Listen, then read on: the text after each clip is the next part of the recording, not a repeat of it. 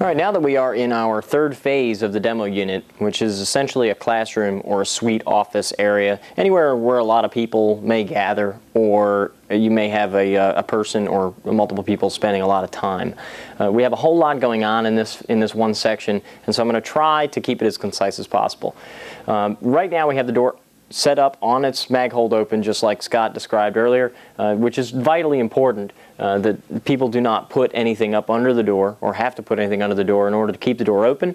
That way, in the case of a lockdown scenario, or even if just at the end of the day we want every door in the building to close and latch and know it's closed and latched, then the mag hold open allows us to do that all at once. We can sweep the whole building and close and latch every door in the building. Then the operators of the software would just need to look at the software and go, oh, well, that door didn't close.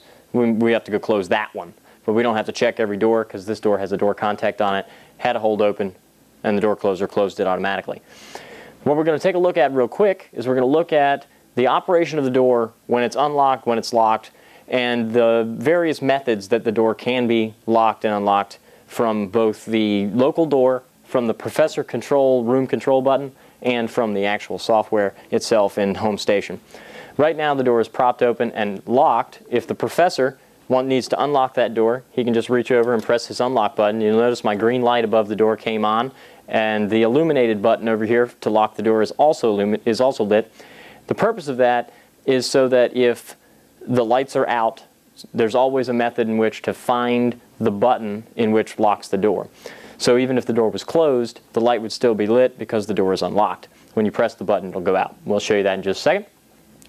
The professor can then control his door, and preferably we put this behind where his desk would be, his or her desk, and they would be able to lift this cover if it's installed. You don't necessarily have to get the cover, and then just press the lock button, and you notice the door locked and closed at the same time. They can have a private meeting in this case, or maybe they just need to close and lock the door to finish up some work.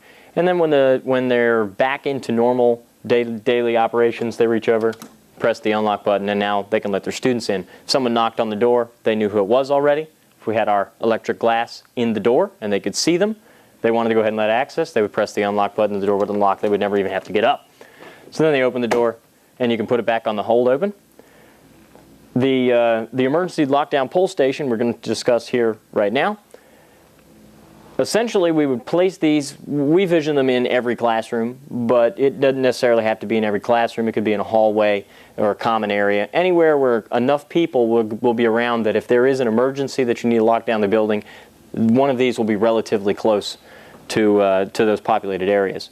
If we lift the cover, you'll notice, if you can see the screen, which I'm going to zoom in just a second, when you lift it, you cause an alarm, and the camera that's right here, it's looking back at you, will show up on the screen, and that allows the central station to then watch who is playing with the cover if they're not actually going to pull the pull station.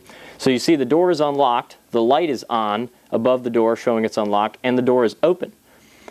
This glass, you can see that since you can read the text on the blackboard behind it, you can see that the glass is clear. When I pull this pull station, a lot of things are going to happen all at once, so when I pull it, I'm going to describe it.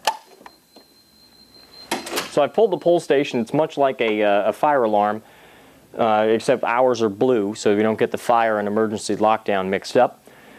Once I pulled that station, you'll notice the door closed and locked. The green light is off. The electric glass is now opaque, so you cannot read the text behind it. We put that inside the door. Now anyone outside the room, if they cannot see inside the room to be able to see if there's anybody inside. You'll notice my red LED above the door is on. That indicates to everyone in the room, and we put those above various doors, usually every classroom, to let everyone in that room know what's going on. It's a very broad announcement to everybody, so everyone in the building all at the same time knows we're in lockdown. I do not need to leave this room. As we travel further down the building, I will show you this card is the one that Scott has been holding all day. And this card belongs to the school administrator. So she is allowed in this building anytime she wants to be in. So she swipes her card and the door unlocks and lets her in. Now this gentleman here is non-essential personnel. I have labeled he's actually a custodian. So he's a non-essential personnel. He comes over and swipes his card. He's no longer allowed in the building because we're in lockdown. Now, and unfortunately, my strobe light switch, this switch right here, I apologize, that switch is actually just so that we don't get blinded while we do this demonstration. But that strobe light then would be going off during lockdown only, and that would alert everybody outside the building that that building is in lockdown. Therefore, they don't need to approach that building. They need to get away from that building and perhaps even call the police or take shelter. From the back over here on this end, you'll notice that the system is now blinking two different alarms, one for the pull station cover and one for the actual pull station. We know exactly where it happened. The camera opened up, showing us where it happened, and then it activated all the rest of the cameras in the building. So now we can watch if we can find whatever problem or whatever individual caused the initial lockdown scenario. We also then go to our map, and we can see exactly on our map which device is causing the lockdown. And then once the problem has alleviated itself, we, at the click of a button, return the system to normal. The electric glass is now clear again. The emergency lockdown lights are off, and we are once again able to open our door and put it back on the mag. And that is emergency lockdown.